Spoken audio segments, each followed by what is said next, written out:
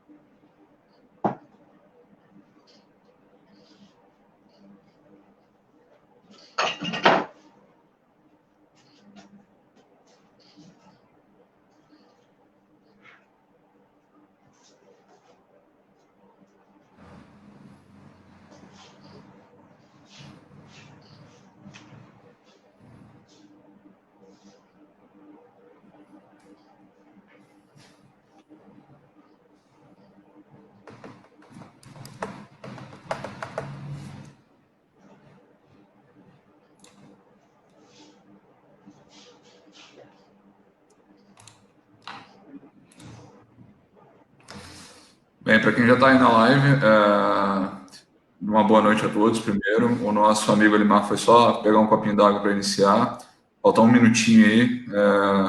Nesse 1 minuto, quando der 1 minuto, eu vou fazer a prece de introdução e uma leitura. E aí a gente inicia a nossa conversa com o nosso amigo.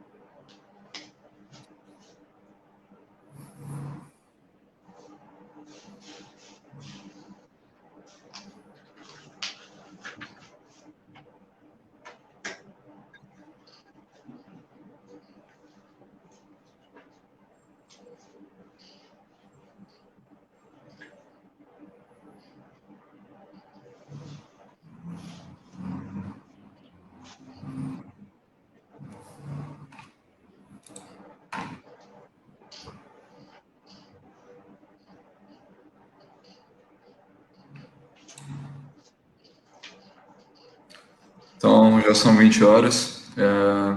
Eu vou iniciar a nossa leitura preparatória. É do livro Caminho, Verdade e Vida,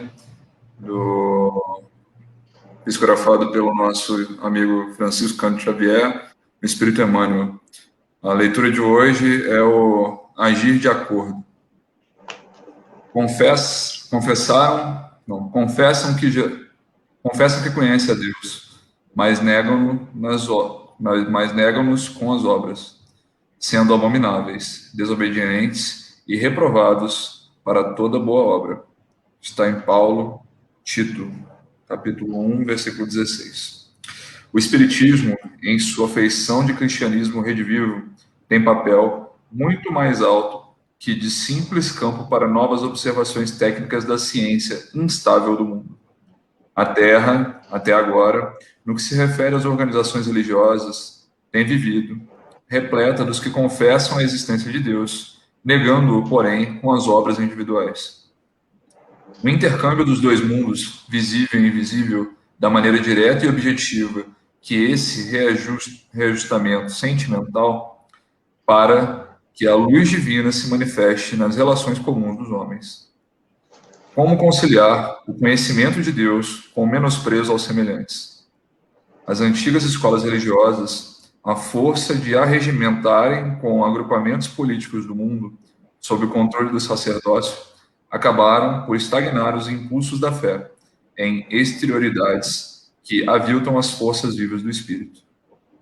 A doutrina consoladora da sobrevivência e da comunicação entre os habitantes da Terra e do infinito, com bases profundas e amplas no Evangelho florescem entre as criaturas com características de nova revelação, para que o homem seja, nas atividades vulgares, real afirmação do bem que nasce na fé viva. Então, o que a gente vê aqui no nosso dia a dia muitas das vezes nós mesmos não somos aquilo que nós falamos, nós não condizemos com aquilo que nós esperamos, com a esperança que Deus nos dá, com o Evangelho, com os ensinamentos que Jesus nos devoltou, com seus atos que foram trazidos a nós por palavras de seus seguidores mais próximos. Então, que a gente possa, com o caminhar da nossa existência, com cada passo que nós demos, efetuar mais com nossas obras, com nossos atos, com o nosso ser, porque nós somos os nossos atos, nós não somos nossas palavras, que possamos ser aquilo que pensamos junto ao Evangelho, junto à providência divina. Eu vou fazer a nossa prece de abertura e aí nós damos a palavra ao nosso amigo Elimar para a introdução e continuidade do tema de hoje.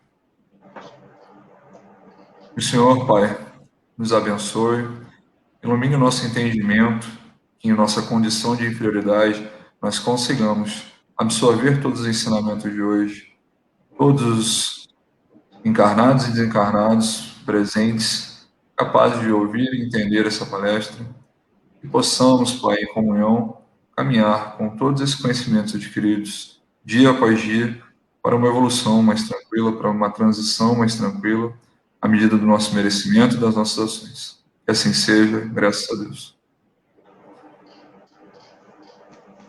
Passamos então a palavra ao nosso amigo Elimar. Boa noite a todos. Que a paz do Mestre Jesus nos envolva. Te agradeço aí a casa mais uma vez, a confiança,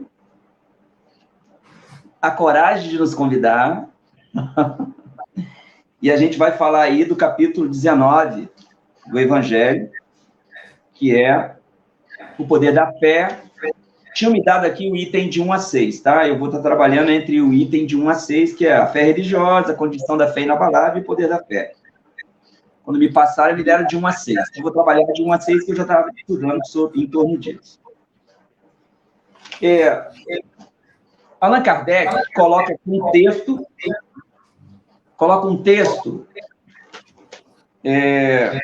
registrado pelo Mateus. A gente vai ler uma parte dele, e para a gente ir trabalhando de pouco a pouco aqui, tá beleza?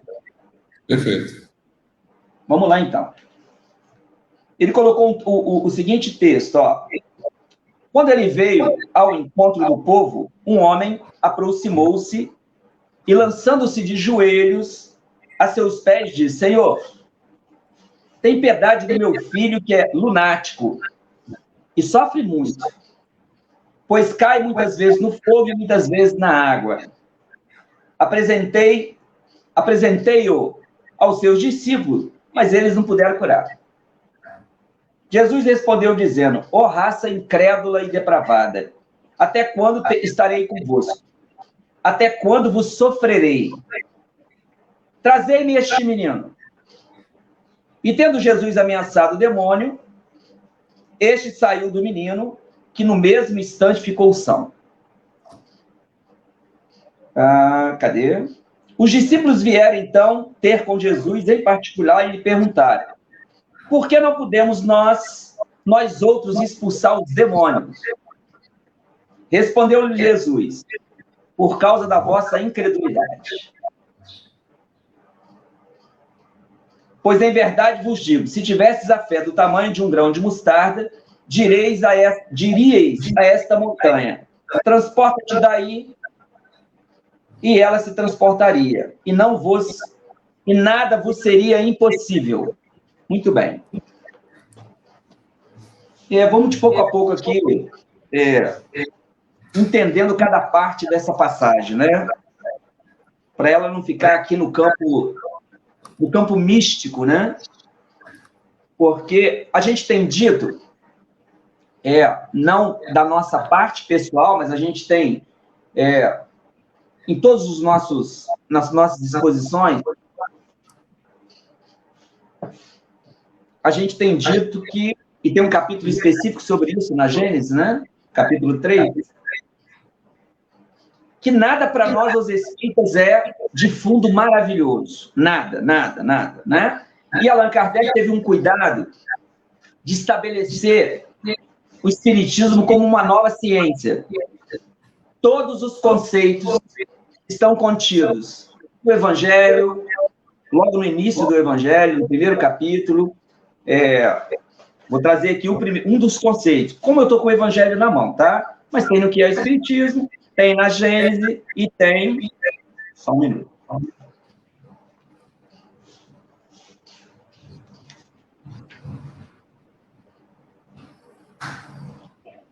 Esse é o conceito que Kardec traz na Gênese, no Evangelho, tá?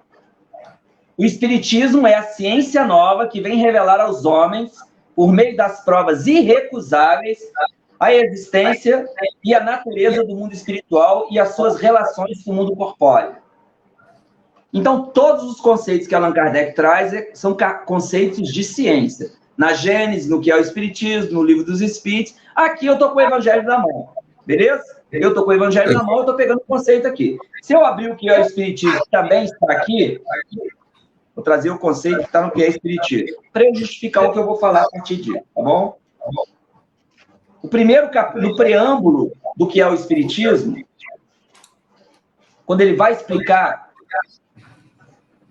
o objetivo da obra, que é a terceira obra, a primeira obra, o Livro dos Espíritos, em 1857, logo depois, da segunda obra, o Livro dos Médiuns, e vem o que é o Espiritismo. Aí ele vai explicar no preâmbulo, na introdução aqui, o objetivo da obra.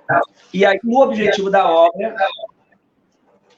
ele já coloca de cara o conceito de Espiritismo.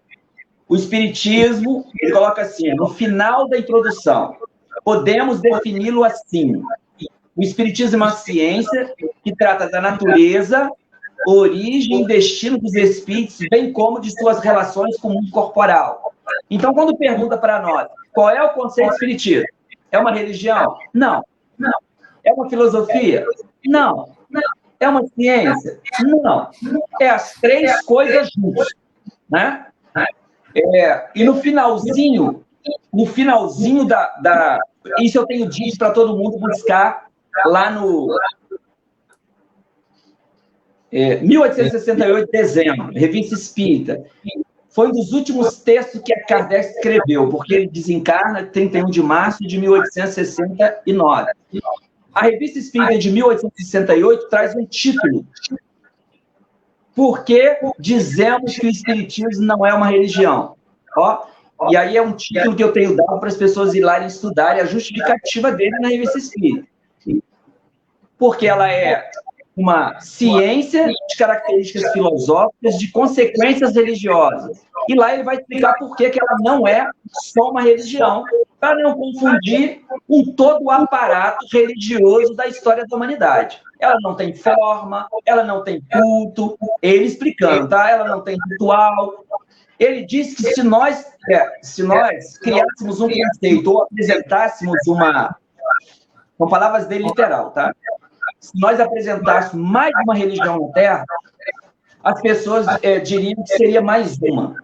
Então, ele apresenta uma ciência de características filosóficas e de consequências moralizantes ou religiosas. Aí, algumas pessoas no movimento espírita dizem assim, mas por que é ciência? Porque teve uma fase experimental. É por isso, toda ciência tem a fase experimental. Na Gênese, ele deixa isso muito claro para nós. Ele dá um exemplo só, tá? Para a gente pensar. Ele diz para a gente, no caráter da revelação espírita, no primeiro capítulo, ele diz assim para nós, que os espíritos não revelaram para ele, não revelaram para mostrar que houve uma parte experimental, não revelaram para ele que existem indivíduos, espíritos, individualidades, no mundo dos espíritos que não se acreditam mortos. Diz ele que eles não disseram isso para ele. Eles provocaram a manifestação de espíritos nessa situação, olha que bacana. E ele, entrevistando esses espíritos, percebeu, porque eles revelavam para ele e falou: olha, não estou morto, eu estou vivo. Olha só que legal. Aí ele fala assim, ó, nós não criamos a teoria antes dos fatos, nós observamos os fatos. Olha que bacana isso, cara. Isso tem tudo a ver essa introdução minha aqui tem tudo a ver com o poder da fé, hein? O que nós espíritas acreditamos. Então ele falou assim, ó, eles deixaram os fatos acontecerem e a partir da observação dos fatos, nós criamos a teoria. Então Kardec não criou nenhuma teoria que não fosse observada. Da mesma maneira que os químicos... Eu não posso falar de química não, porque eu conheço pouco de química. Eu tenho um amigo que pode estar ouvindo, ele é doutor em química. Ele é doutor em química, então ele falou, ele não falando um negócio errado, não. Vou dar um exemplo bem simples, ele que me desculpe. Tem uma professora de química também do Movimento Espírita que pode estar ouvindo. É minha amiga pessoal. Quando você observa ali a tabela periódica, que eu não conheço nada, aqueles vários elementos da tabela periódica, você vai ver que eles têm a sua origem, a sua descoberta por vários indivíduos ao longo do tempo. Não foi um indivíduo só que estabeleceu, ó, esses elementos aqui, esses 23, 24 elementos, não é isso? Ou eu estou errado com a quantidade? Bem 23? Mais hoje em dia. Hoje é bem mais. Então, cada elemento daquele ali foi descoberto numa época da humanidade por alguém, né? Cada um tem... Eu vou lembrar aqui, por exemplo, do raios catódicos, né? Que foi o William Crookes, né? Um inglês. Vou lembrar dele aqui, que eu vou falar dele hoje, eu lembrei dele. Em um determinado momento, na sua experiência prática, então tem lá ele como o descobridor, né? Dos raios catódicos. Olha só que bacana isso. Aí tem o lítio, tem todos aqueles. É por isso que nós afirmamos que doutrina espírita é ciência. Nós partimos dos fatos para depois criar a teoria. Por que nós estamos falando isso? Vamos voltar aqui no texto. Capítulo 19.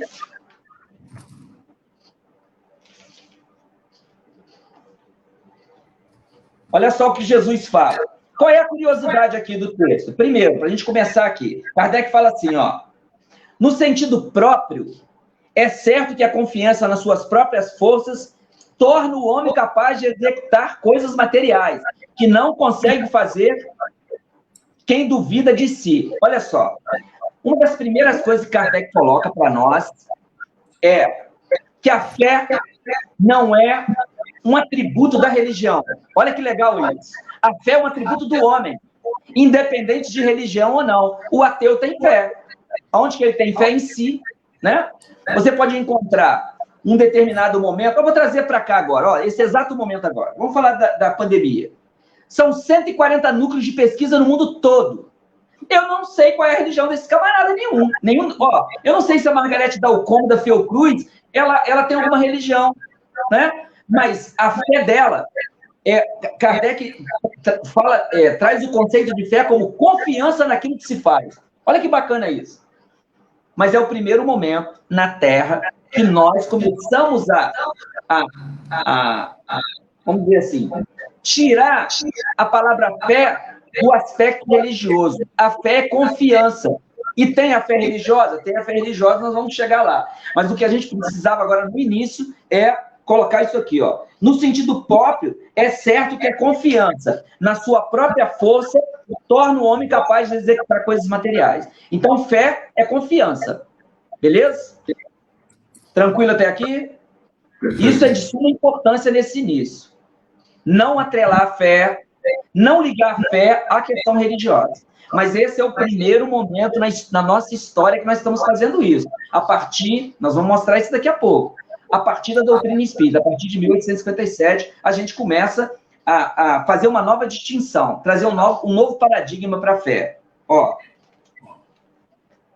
Então, os 140 núcleos de pesquisa no mundo que estão tentando, primeiro tentaram não, foram a questão de conhecer o vírus, né? Agora estão desenvolvendo a vacina, 140 núcleos. Nós não sabemos as religiões deles, e não importa também para nós, né? Para nós, especificamente nesse momento, a gente quer a vacina. Não importa a religião dele. Mas eles têm fé de alcançar um resultado. Isso é fé. Isso é fé. Então, a fé é inerente ao ser humano, independente de religião. Muito bacana isso aqui, né? Porque normalmente a gente até... o indivíduo tem fé. Quando você fala isso, vamos trazer um exercício aqui. Quando alguém chega para você, para o Iago, tá? Vou usar o Iago, mas daí todos se sintam no exemplo. Lá no trabalho dele, alguém pergunta assim para ele, de maneira convencional, de maneira popular: Iago, você tem fé? O que é que o interlocutor está querendo saber do Iago? Está querendo saber se o Iago tem uma religião. Ele quer saber se o Iago é católico, protestante, umbandista, espírita, budista. Eles perguntam assim: qual é o seu artigo de fé? Qual é o seu artigo de fé? Percebe? Percebe? Então, para a gente ver que o tempo todo nós fazemos ligação da fé. A gente tem um amigo que ele é montanhista, né? Eu acho que ele não tem juízo, mas ele faz montanhismo. Eu acho que ele não tem juízo, porque as pedras que ele sobe... Mas olha só, para o cara subir o que ele sobe, ele tem que ter muita fé. Ele é espírita, tá? Ele tem duas fés. Ele tem fé em Deus. E na técnica dele. Em toda a instrumentalidade do montanhismo, né?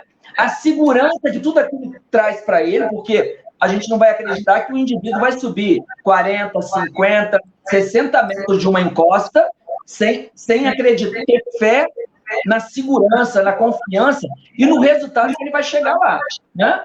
E tem um outro detalhe que depois nós vamos usar. Outros já fizeram, né? Outros já fizeram.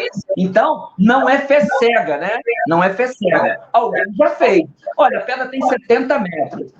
Alguém já falou como é que é o meio dela, como é que é o início, onde tem as dificuldades maiores. Olha, tudo isso é, né? Confiança em que? Num caminho já percorrido. Gente, estou tentando desatrelar nesse começo. Toda vez que eu falo a fé, a gente não fica preso numa fé religiosa. E a gente precisa disso, né? Porque todos nós, sem exceção, quando a gente cria um projeto qualquer, olha, eu vou fazer faculdade, 5 anos, ok? Qualquer faculdade. Ou eu vou construir uma casa, ou qualquer projeto de vida, aí entra a fé. Se o indivíduo é religioso, entra a fé em si mesmo e a fé naquilo que ele acredita, ok? Mas se o indivíduo é ateu, ele tem fé. E é muito engraçado isso, porque falar isso num ambiente religioso é muito engraçado, porque as pessoas não param para pensar nisso. Pô, ele é mais doido, cara. Então, o indivíduo ateu tem fé? Então, o indivíduo ateu tem fé. E onde que nós vamos descobrir isso? Onde nós vamos descobrir isso?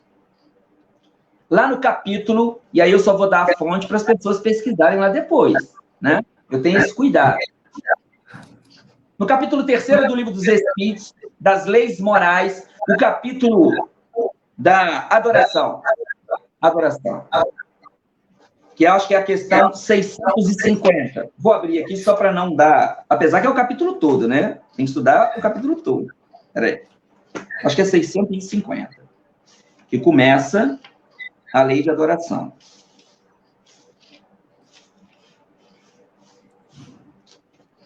Para dar suporte a isso que nós estamos falando aqui, que mesmo o indivíduo ateu tem fé em alguma coisa, tem fé em si. E ele consegue atingir determinados objetivos, buscar determinados resultados, porque ele acredita, ele tem confiança. Para nós é isso que é fé. É Kardec falando, tá? No primeiro capítulo. Ele faz aqui uma distinção. Cadê? Questão 651. Ela começa na 649, que é o objetivo da adoração. Kardec trabalha aqui. Objetivo da adoração, adoração exterior, vida contemplativa, prece, politeísmo e sacrifício. Na questão 651, ele fala assim, terá havido, é uma pergunta de Kardec para as entidades reveladoras, terá havido povos destituídos de todo sentimento de adoração? Ou seja, Kardec está perguntando se em algum momento da Terra, povos, né, se terá havido indivíduos destituídos de adoração. Nunca, não, que nunca houve povos ateus. Todos compreendem que, acima de tudo, há um ente supremo. E tem uma outra pergunta, que é um prosseguimento dessa, que se a lei da adoração ela é efeito da educação. Olha que bacana, pergunta inteligente pra caramba. se a adoração é efeito da educação. Os espíritos respondem para Kardec que não, que a adoração a um ente supremo, independente do nome, é inerente à criatura humana. Então, nós já nascemos com isso. E é engraçado que quando ele fala aqui que nunca houve povos ateus, o Emmanuel, para nos ajudar, você acha estranho, né? Pô, eu tenho amigo ateu, cara. Eu tenho amigo que prega o ateísmo, né? Aí o Emmanuel, para nos ajudar lá no Consolador, sabe o que ele fala sobre isso? Ele diz que o ateísmo é fruto do orgulho do homem que não admite que exista algo maior do que ele. Olha que bacana isso, cara. Porque quando você lê isso no livro, você discorda. Quando eu li isso pela primeira vez, eu falei, peraí, nunca houve povos ateus. Eu tenho amigo ateísta, né? Eu tenho amigo ateísta. Eu adoro conversar com eles, que é uma discussão muito bacana. É muito bacana, né? Muito construtiva, né? É muito construtiva, né? Porque você aprende, pô. Né? E, normalmente, os ateus, na hora do perigo, eles falam, né? Graças a Deus, né? Fui salvo, graças a Deus. Então, olha que bacana. A primeira vez que eu li isso aqui, eu achei estranho. Tem um amigo ateísta. Nunca houve povos ateus. Negócio estranho. Aí o Emmanuel vem nos salvar. Ele diz para nós, no Consolador, que isso é fruto do orgulho. O indivíduo é tão vaidoso, tão orgulhoso, que ele não admite que exista algo maior do que ele. Isso é fácil, né, gente? Isso é fácil de entender, né? Nós vivemos com indivíduos que nós estamos vivendo um momento desse na Terra, né? A gente está vivendo, né? Os negacionistas, né? A ciência prova o negócio que isso não existe. Né? Tem gente falando que o vírus não existe. Aí você vai ver. Eu vi um meme esse dia que foi muito engraçado sobre esse ponto de vista do ateísmo, né? Da pessoa que nega. O meme dizia que o indivíduo mal conhece a tabela periódica e quer falar da virologia, né? Olha só que doideira que é isso. Isso é muito louco, né? Então está dentro disso aqui. Então é vaidade. Né? Você nega algo porque... Como é que você vai discutir com uma Margarete Dalcomo? 30 anos de Fiocruz. Como é que você discute com ela? Você não vai entender. Especialista de WhatsApp, né? Hã? Como é que é? Especialista de WhatsApp. O cara recebeu uma mensagem no WhatsApp e já é especialista no assunto. Como é que você discute com a Margarete? Né? 30 anos de prática e teoria. Né? Está lá à frente é uma das pesquisadoras dela, não é nem a diretora da Fiocruz, né? Mas como é que você discute com ela? 30 anos. Aí o que eu fiz? Aí se me perguntar para mim, não, cara, eu estudei tabela periódica lá no ensino médio. Tem muito tempo. E no meu caso, foi só para fazer prova e passar de ano. Eu nem lembro de todos. Se você me perguntar todos os elementos, eu não vou saber de jeito nenhum, né? Não vou saber de jeito nenhum. Mas vamos continuar aqui. Só para a gente estar fundamentando essa questão da fé aqui, tá? Nesse início. Quer falar, Tiago? Ô, Iago, pode ficar à vontade. Pronto, perfeito aí. Eu só faço o comentário quando tem alguma coisa que agregue.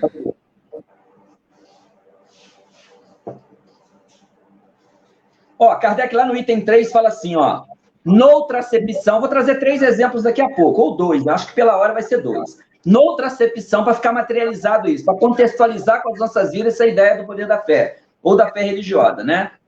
Noutra acepção, entende-se como fé a confiança que se tem numa realização de uma coisa, só estou reforçando, tá? É o item 3. A certeza de atingir determinado fim. Item 3 do capítulo 19. Noutra acepção, entende-se como fé a confiança que se tem na realização de alguma coisa. O quê? Construção da sua casa, fazer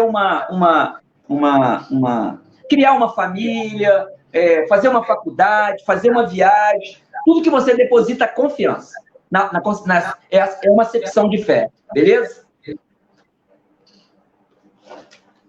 Aí ele continua, aqui é muito bacana porque a Joana tem uma contribuição aqui, junto com Kardec. No item 4, isso aqui é muito bacana. Isso aqui é muito bacana. Cumpre não confundir a fé com presunção. A verdadeira fé se conjuga com a humildade. Aquele que a possui deposita mais fé, mais confiança em Deus do que em si próprio, por saber que é simplesmente um instrumento da vontade divina. Por essa razão é que os espíritos lhe vêm em auxílio. A presunção é menos fé do que orgulho, e o orgulho é sempre castigado, cedo ou tarde, pela decepção ou pelos malogros que lhe são infligidos. Porque nós nos achamos poderosos, né? O entendimento até da fé religiosa, a gente acha assim, eu posso tudo. E aí nós vamos ver esses discursos por aí. Inclusive, muita gente ganhando dinheiro com esse discurso, né? Eu só não vou ganhar dinheiro com esse discurso, fazer palestra paga, porque eu sou espírita, né? Vender aquela ideia, ó, só ter foco, você consegue qualquer coisa. Inclusive ficar rico. Ó. Em alguns segmentos religiosos, isso no campo profissional que eu estou falando, hein? A gente precisa observar essas coisas, para a gente entender isso aqui e para contextualizar o que Kardec falou em 1864. Existe aquele que, nas palestras profissionais, vende a ideia que você consegue tudo, se você tiver foco, né? Se você tiver persistência e tal. E no campo religioso também existe aqueles indivíduos que vendem a ideia de que Jesus quer que você consiga tudo. O nome disso é presunção, segundo Kardec. Aí a gente traz a contribuição. Ele é muito legal, que ele condiz muito com a questão da fé. Essa venda, essa demasiada venda, ela ocorre por uma grande demanda no mercado, né? A gente vive um momento de pouca fé. A gente vive um momento da perda da esperança e da fé muito grande. Então, existem grandes mercadores da fé, grandes mercadores da religião, que são os ditos e previstos já falsos profetas desse momento da transição. Exatamente. E o Iago tem razão. É muita angústia, né? É um momento de muita dor, de muita angústia, de muita dúvida, de muito desespero. Aí aparece aí indivíduos... Olha, não dá para esquecer. Existe muita gente vendendo profissionalmente e muita gente na religião também fazendo a religião de profissionalismo, né? Ganhando dinheiro em cima do desespero. Quando o indivíduo fala para você, por exemplo,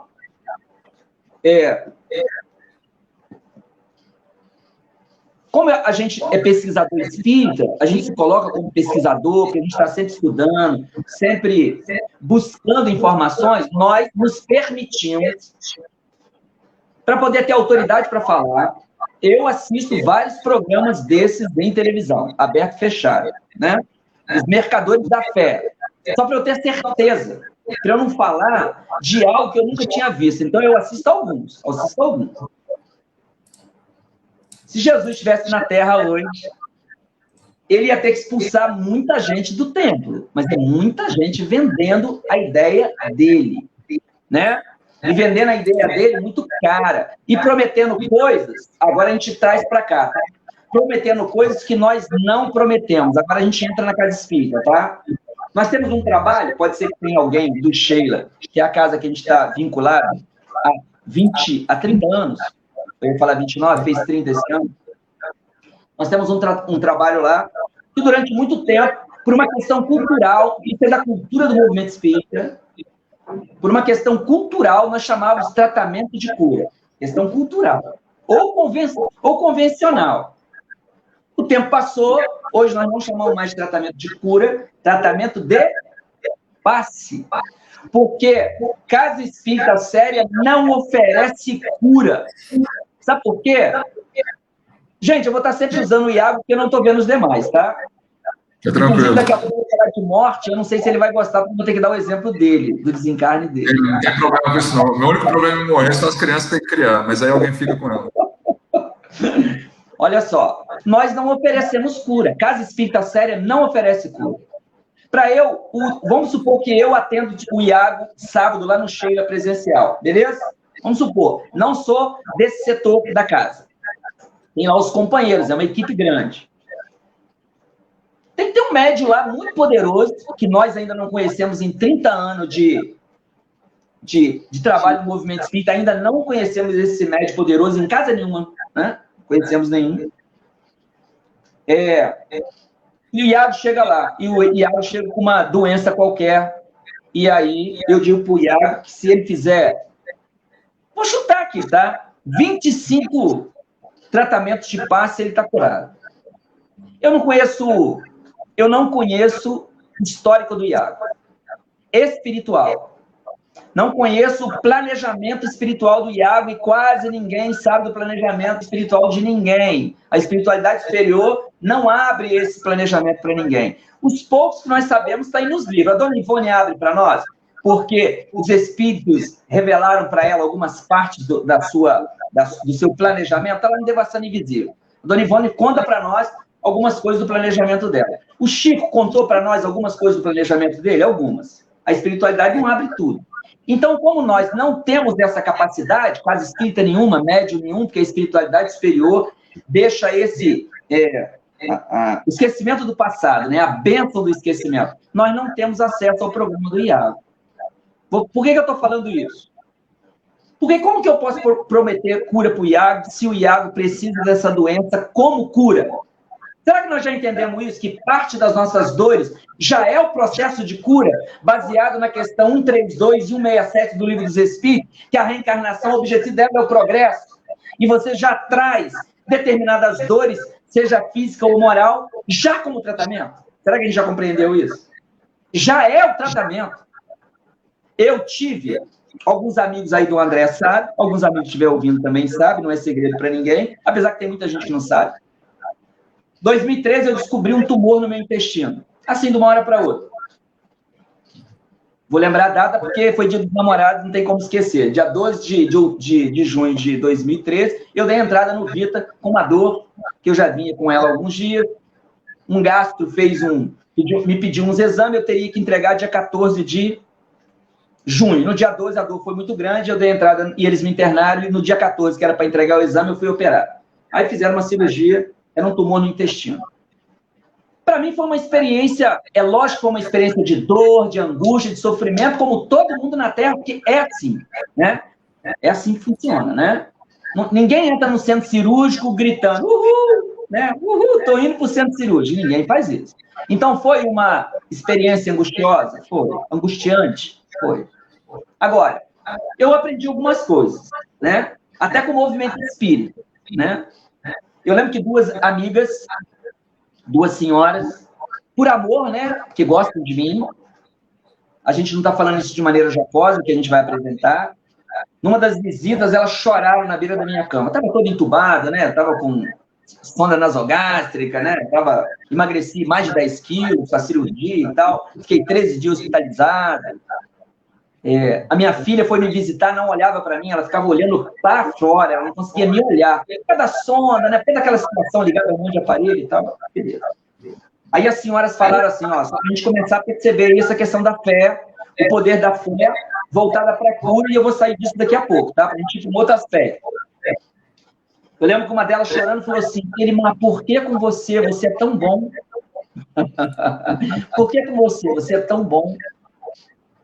Aí a gente chorou junto, né? Você tá muito fragilizado. Na cama de hospital, você fica fragilizado. As duas choraram, eu chorei, né? Beleza, passou. Não era hora de discurso espírita. Na cama de hospital, não dá para fazer discurso espírita como aqui, né? Aquilo ali passou, eu assimilei. Mas o que eu fiquei pensando? O quanto que nós, espíritas, estamos trazendo de outros segmentos religiosos ao longo da nossa história religiosa, ao longo da nossa história religiosa. A maioria de nós aportamos no movimento espírita agora. A maioria de nós é o primeiro contato com as verdades espíritas. Nós viemos de outros segmentos ao longo do... Se nós quisermos falar dos 2000 anos, ao longo desses 2000 anos. 1.700 anos de catolicismo apostólico romano, 500 anos desde o século XVI, quando Martinho Lutero protesta, como monge agostiniano protesta. São 1.700 anos. 1.700 de catolicismo, 500 de protestantismo. A nossa educação, imagina a nossa educação sob o ponto de vista da fé ao longo desses 2000 anos. Imagina. Imaginaram? Então, nós trazemos ainda essa ideia do privilégio. Nós ainda temos dentro de nós, dentro de um processo necessário de reeducação, educar que nós não temos nenhum privilégio. Nós não temos privilégio. A fala dela, eu refleti mais tarde, é como se eu, pelo meu trabalho no movimento espírita, na evangelização, na mediúnica e tal, na diretoria da casa, tivesse algum privilégio diante das leis de Deus.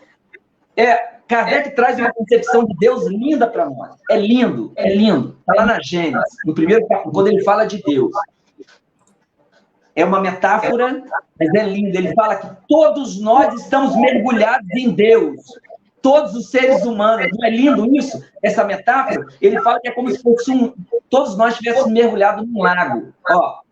E porque nós estamos mergulhados no fluido divino. Ó.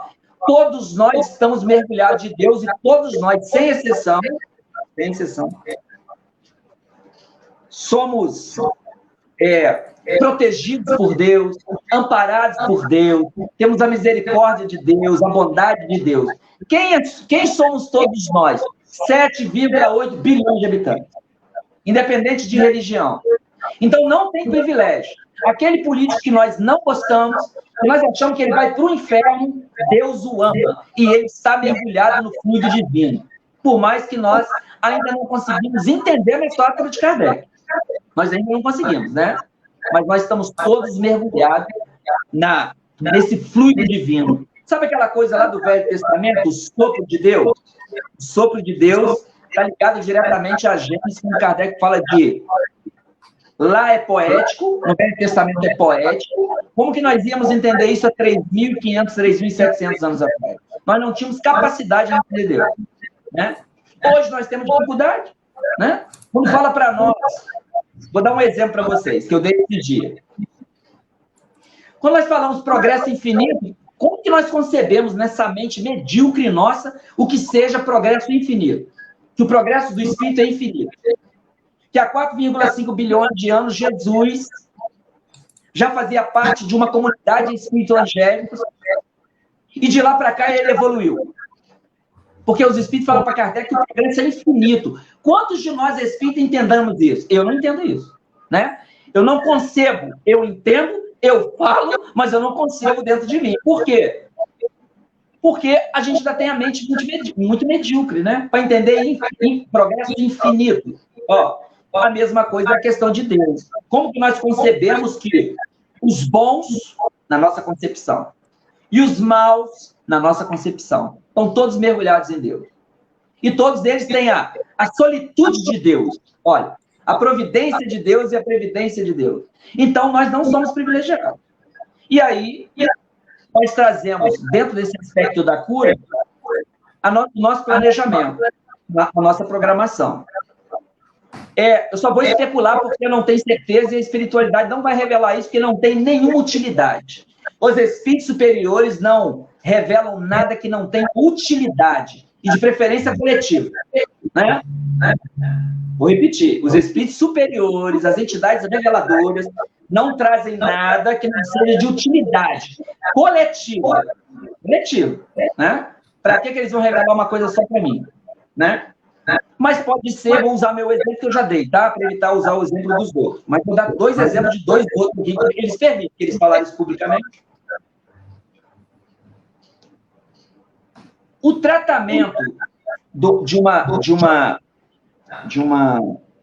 um tumor retirado do corpo já pode ser, no perispírito, um processo de depuração. Especulando, sabe? Especulando. Eu quero acreditar, eu já trouxe isso registrado. Eu quero acreditar. Porque se eu descobrir, quando eu voltar, que eu criei isso durante essa vida, vai ficar meio ruim para mim, entendeu? Então, a própria doença já é um processo de cura. A própria doença já é um processo de cura. Ó, vou dar um exemplo aqui, antes de partir para outro aqui. É um exemplo do Chico, tá? Todo mundo sabe que o Chico morreu, Francisco Xavier, tarefeiro que Jesus escolheu. Ó, Jesus tinha milhões de espíritos dentro de um padrão para desenvolver aquela tarefa. Tinha milhares de espíritos, escolheu ele. Então deve ter algum motivo. Algum motivo na estratégia de Jesus. A gente precisa olhar isso, hein? O Chico foi escolhido pelo Cristo, hein? Precisa ter essa visão de governo da Terra, né? Senão a gente acha que foi uma coisa por acaso. Um determinado momento, ele pede para o Emmanuel, que era o seu mentor naquela existência, para conversar com o Bezerra, para o Bezerra passar algo, né? Para que diminuísse o transtorno ocular. Isso está em 2 obras. E aí, passou-se uns dias, o Emmanuel traz a resposta do Bezerra. A resposta do Bezerra foi: Bezerra mandou te dizer que isso aí serve para você como freio. Toda vez que eu leio isso, eu lembro de uma coisa. Doença é freio. Esse é Freire, né? Aí eu fico só pensando e eu gostaria que vocês refletissem comigo. Se o Chico Xavier, quem conhece a história dele, a história de vida, a gente precisa conhecer a história de vida dele. Sacrifício total à tarefa, renúncia de tudo aqui da Terra, coisas materiais, família, filhos, tudo vocês possam imaginar. As horas deles doadas ao Cristo até a morte, a dedicação dele de amor ao outro, né? A comunidade ali de Pedro Leopoldo, né? Conheceu ele bem de perto, né? Que era um cara extremamente preocupado com o outro, a doação dele da vida dele. Se o Chico Xavier, aí cada um tem que pensar, hein? Se o Chico Xavier precisava de freio, a gente precisa pensar o que nós precisamos, né? Comparando a nossa história de vida com a história de vida dele. Ele precisava de um freio. Então, a gente precisa olhar para esse aspecto do movimento espírita de cura com essa visão de que a própria doença já é um tratamento de cura. Isso eu estou querendo dizer o quê? Eu estou querendo dizer que nós não vamos buscar os médicos? Não é isso? De forma... Né? Nós vamos dizer que nós não vamos buscar a terapêutica da casa espírita? Não é isso. Não estou falando isso. Só diz que as casas espíritas sérias não prometem cura, porque não tem na mão o histórico do espírito e o que ele precisa passar. Quando nós abrimos os livros do André Luiz, a gente percebe isso lá. Eu tenho dito que nós temos uma imagem de nosso lar um pouco equivocada, né? Um pouco equivocada. Eu estava desencarnado ainda, era 1964, eu nasci no próximo ano. O André Luiz, no Anuário Espírita de 1964, traz para nós, através do Chico, que era uma dúvida minha, graças a Deus que acessei isso. Existe em torno da Terra 15 mil colônias. Por que a minha dúvida? Nós somos 7 bilhões de habitantes, 7 bilhões de habitantes. Nosso lar tem 1.300.000 habitantes. Eu tinha dúvida. Opa, peraí. Quantas colônias tem? Aí nós temos essa informação lá de 1964. Eu estava me preparando para vir no próximo ano. Por que eu estou falando isso? Porque quando a gente abre o nosso lar, com outro olhar, a gente vai ver que parte daqueles espíritos, trabalhadores do nosso lar, dedicados ali, tinham um ajuste com as leis de Deus. E aonde que a gente vai ver isso de maneira muito clara? O próprio André, né? O próprio André. A próxima encarnação, se ele veio ou se ele vai vir, está dentro de um plano de ajuste da última existência. É só a gente ir lá no capítulo 4 e ver o diagnóstico do Henrique de Luna, do livro Nosso Lar. Qual foi o diagnóstico que ele recebeu? Mas não quero entrar nisso, não. Isso é uma outra palestra. Vamos lá para o capítulo 12, 13 e 14 do Missionário da Luz. Para a gente entender aí essa questão do planejamento dos futuros corpos, que é a reencarnação de Segismundo. Preparação de experiência, capítulo 12, 13 e 14. E ali você vai encontrar lá um personagem, vários personagens. Vou falar de um só para o nosso tempo. Vai encontrar lá um personagem, Anacleta. Uma exímia trabalhadora de nosso lar, segundo Alexandre. Né? E um dos trabalhadores, o Alexandre leva o André Luiz para trabalhar com ele nesse setor de planejamento. É o primeiro contato de André nesse setor, está treinando. Ele fala, acho que esqueci o nome dele agora, não importa. São 5 encarnações. É do Segismundo, mas tem o Silvério, tem a Anacleta e tal. Aí o mentor desse trabalho, o coordenador desse trabalho de encarnação de nosso lar, fala para o André como que vai ser a próxima existência dela. Né? Por um sentimento de meiguice desarrazoada, excesso de mimo, trazendo aqui para o popular, excesso de mimo, 4 filhos dela se desregraram na vida social. E eles vão vir 2 com transtornos mentais, um paralítico e uma moça. E ela vai ficar viúva em tenra idade. E aí, ali você vê planejamento encarnatório, né? Não tem privilégio, uma trabalhadora de nosso lar. E a gente olha para o nosso lar e fala, eu quero ir para nosso lar. Fala, nem cabe todo mundo, hein? Só no Brasil são 214 milhões de pessoas. Lá tem 1.300.000, então nem todo mundo vai para lá. São 15 mil, em 64 isso, 1964. O André Luiz informa que é 15 mil colônias em volta da Terra. Só para a gente trazendo esse caso completo para a gente entender. Não, nós não temos privilégio. Aí, por a gente não ter privilégio, vamos lembrar aqui de uma outra passagem do Evangelho. Iago, as pessoas estão escrevendo, eu queria fazer uma pergunta, vamos ver se vai estar aí. Estão escrevendo, tem algum pessoal escrevendo aqui, eu só não coloquei os comentários na tela. Tem uma galera aí, né? Fazer uma pergunta. Onde Jesus, nós estamos falando de fé, hein? De fé religiosa, e Kardec faz uma distinção ali. Onde Jesus, durante 3 anos de apostolado de amor, segundo Emmanuel, onde ele encontrou a maior fé? Onde ele encontrou a maior fé? Em 3 anos de apostolado. Ele mesmo que diz. Foi onde ele encontrou a maior fé. Vê se alguém escreve, se você quiser, pode responder, Iago. No homem que tocou ele. Se eu não estou enganado, é isso. Mas vamos deixar o pessoal responder aqui. Vamos lá. Tem o cobrador de impostos. Eu sou péssimo com referências, né? Isso não é meu forte. Tranquilo. Mas tem 2 passagens, enquanto ninguém escreve, que tem 2 passagens que são muito fortes. Uma é do cobrador de impostos, que eu esqueci o nome dele agora, e outra daquele homem que toca a túnica dele e é curado.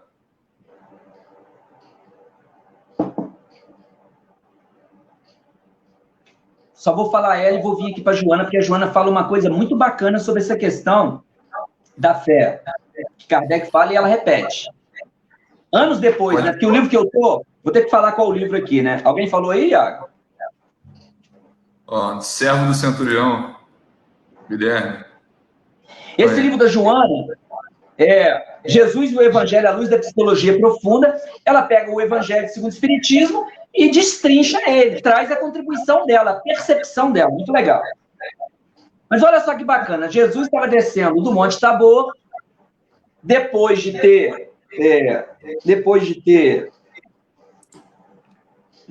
tido com Moisés lá e Elias, e um homem chega perto dele, um sacerdote chega perto dele e pede para ele que ele veio enviado de um centurião romano, que é uma hierarquia dentro do exército romano, né? Ele comandava 100 soldados. Ele fala assim, olha, ele quer que você vá lá curar o servo dele.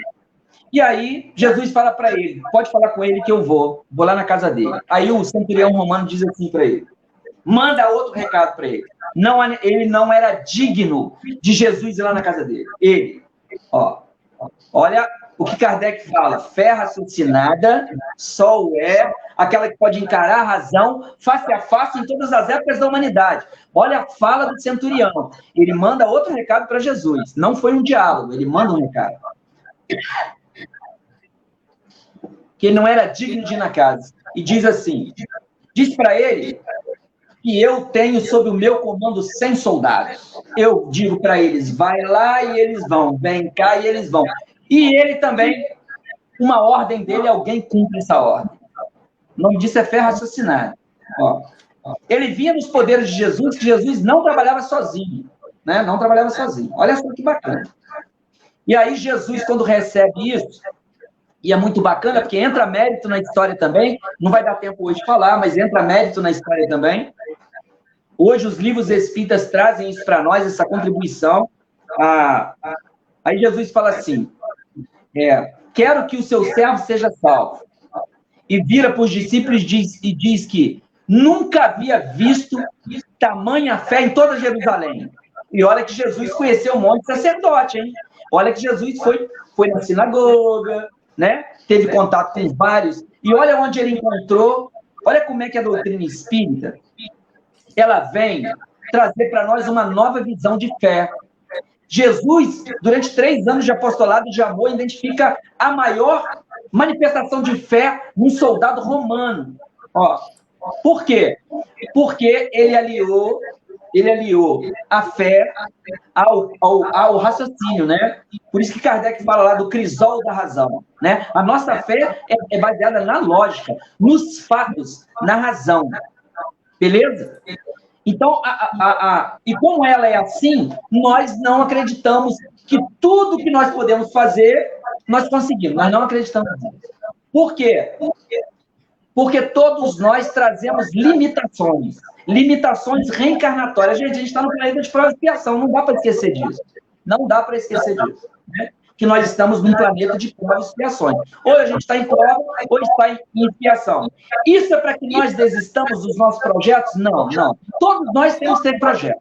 Ninguém faz nada sem projeto, né?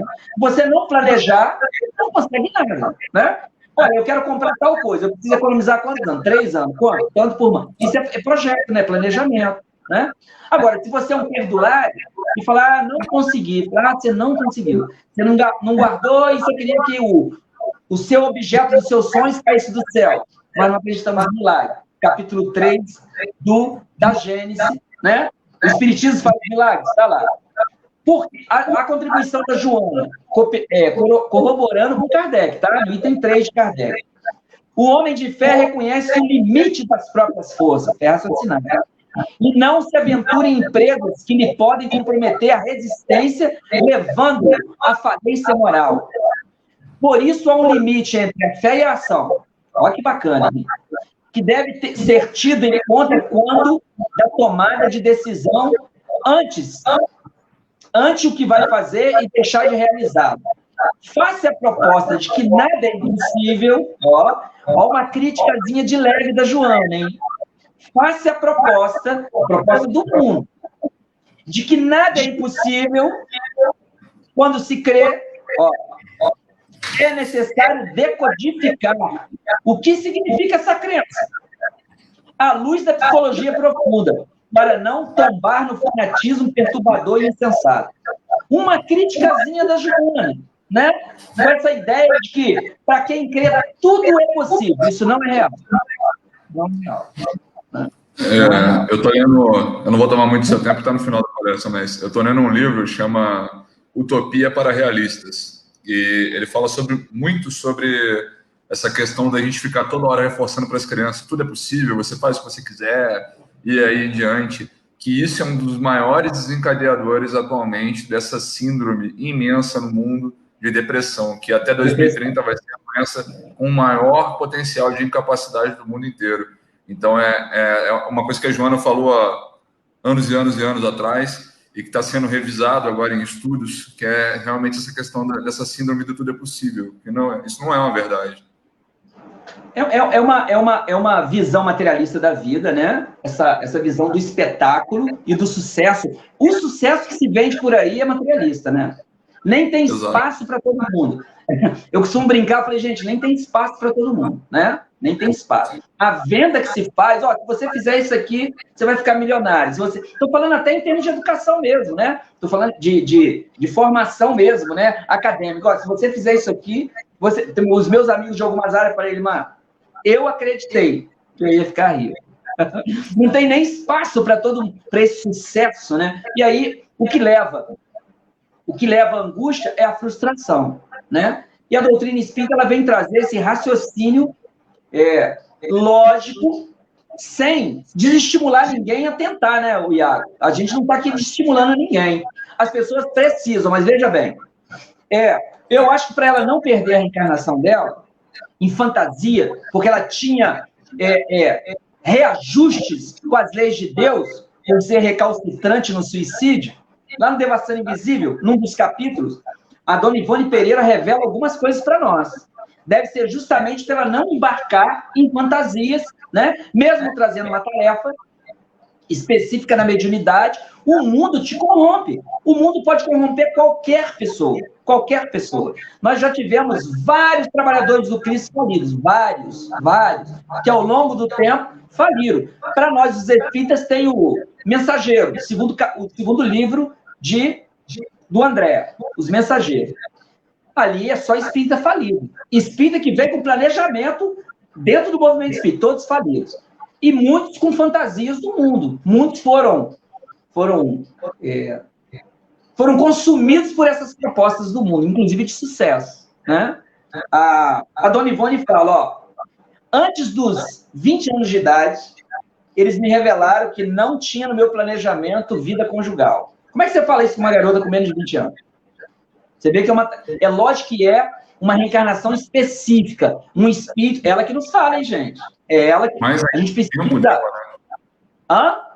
Não entendi. No tempo dela. No tempo dela. O conjugal era toda a base da vida. Exatamente. Ó, eles escolhiam, era um grupo de espíritos hindus. Ela que nos fala isso, Devassando Invisível, hein? Eu tenho dito que existe uma Dona Ivone que está lá no livro conversando conosco, e tem uma Dona Ivone que se vende por aí, né?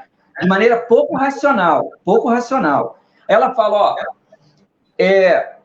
eles me tiraram a ideia, desculpa, escolhi os livros que eu tinha que ler, os jornais que eu podia ler, as casas espíritas que eu podia frequentar. Olha só, hein? Isso antes dos 20 anos de idade. É um espírito que trouxe uma série de limitações para cumprir uma tarefa. E cumprindo essa tarefa, faz um voo, né? Porque não é assim, a gente vem cumprir uma tarefa. Se você cumpre dentro daquele planejamento ali, você vai para outras tarefas maiores no futuro. Tarefas maiores de espírito superior, não. Tarefas que você vai retornar para cumprir outras, né? Porque quando você deixa algo inacabado, né? Para tirar essa ideia que tem aí no movimento espírita, né? De grandes vultos, aquela coisa toda. Ó, você cumpre uma tarefa. Você vem cumprir uma tarefa. Quando você termina ela, você vem cumprir outra tarefa. Até chegar numa escala de espírito superior ou espírito puro. Mas até lá é muito... É o que está lá na 167. A reencarnação, o objetivo dela é o progresso. A cada reencarnação você vem cumprir uma parte. Estou lembrando da Dona Ivone, no Devassando Invisível, porque ela poderia por ter contato com aqueles espíritos, ó, pela cultura do próprio movimento espírita, que vive rodeando os médios, vive rodeando os expositores, colocando médios e expositores no lugar que eles não estão. Ó, olha só que bacana isso, ó. Eles avisaram para ela antes. Para quê? Para ela cumprir uma tarefa necessária até para nós, né? Porque a tarefa da Dona Ivone era uma tarefa educativa. O próprio processo de reeducação e o nosso processo educativo, porque ela é uma grande colaboradora nossa. Olha só, quantos de nós, ao longo desses anos todos, ela morreu em 1984, nasceu em 1904, se eu não me engano. Acho que ela morreu com 80 anos. Quantas pessoas até 1984 e até hoje, desde o seu nascimento, foram ajudadas com todas as obras da Dona Ivone? Ó, Memória de Suicida, que é um livro imbatível, sob o ponto de vista desse assunto, um livro que a gente vai demorar muito ter um livro, né, parecido com Memória de Suicida, parecido. Porque ali nós vamos aonde? Oi. Só te interromper rapidinho. A gente vai dar às 9 horas. Eu vou dar mais 5 minutinhos só para você encerrar. A palestra... Eu já estou encerrando. Se continuar, não tem problema, tá? Só para a gente fazer o encerramento para o trabalho dos espíritos que a gente entende, e aí você pode continuar as suas explicações, beleza? Tá beleza. Você vai me dar 5 minutos para me terminar, é isso? Posso te dar 5 minutos para você terminar, ou eu posso fazer a prece de encerramento para a questão do trabalho dos espíritos que auxiliam aos trabalhos da casa, e você continua explicando sem compromisso. Não, o que você prefere? Eu vou terminar. Se você quiser, eu tenho 5 minutos. Pode? Tá. O que mais que a gente gostaria de trazer em 5 minutos, né? Primeiro, dizer que nós não fechamos esse assunto, né? Não é um assunto que se fecha. A gente, o próprio capítulo 19 é um capítulo riquíssimo. É um capítulo riquíssimo. A gente separou aqui algumas coisas e a gente nem deu tempo, né? Então, primeiro é dizer isso, nós não encerramos esse assunto. É um assunto, até as coisas que nós trouxemos são coisas para a gente explorar, debater na equipe de estudo, ter uma outra visão, uma outra concepção de outros expositores, os próprios expositores da casa, né, os próprios expositores do movimento espírita. A gente não quis, a gente não quer, a gente tem dito isso sempre, nós não encerramos nenhum assunto espírita. Numa palestra de 1 hora, né, a gente está aqui com várias fontes. Tem livro que eu nem citei. Ó, O Poder da Fé, que nós estudamos na Comerge de uns anos atrás, uns 15 anos atrás, todo mundo teve que comprar esse livro. O Poder da Fé, do José Lázaro Boberg. Aqui ele traz uma gradação da fé, né? Coloca a fé infantil, a fé adolescente, a fé madura. Olha quanta coisa tem para a gente aprender aí, né? A ideia era essa. Iago, não precisa de mais tempo, beleza? Te agradeço mais uma vez a casa, aos amigos aí que estão nos ouvindo. Um abraço a todos. Perfeito. Agradecer demais as suas explicações, principalmente a sua didática. Hoje é muito comum, infelizmente, e aí eu não estou falando agora como Centro Espírita André Luiz, estou falando como Iago. Nós vemos hoje no movimento espírita muito eruditismo sem uma mensagem direta. E, infelizmente, devido à nossa condição de humanidade, as diferenças que nós temos aqui na Terra, nem todos têm a oportunidade de captar essa mensagem muito erudita. Então, essa sua didática, a sua simplicidade ao falar, auxilia demais a mensagem espírita ser mais democrática, mais popular. Muito obrigado pela sua mensagem. Eu que agradeço. Eu que agradeço. Vou fazer a prece de encerramento, então. Obrigado a todo mundo que esteve presente. Obrigado aos nossos amigos do plano espiritual que nos auxiliam, que nos trazem boas inspirações, que nos acompanham ainda em nossas quedas, que são muitas e são cotidianas.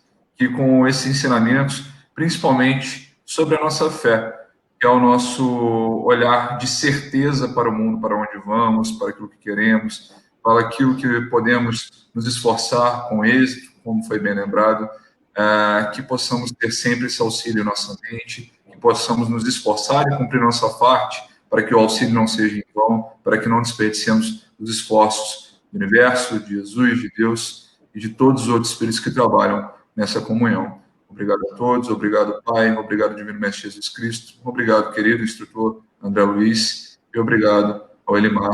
Que assim seja, graças a Deus. Que assim seja. Muito obrigado, Iago. Gente, muito obrigado, boa noite e até a próxima. Até a próxima.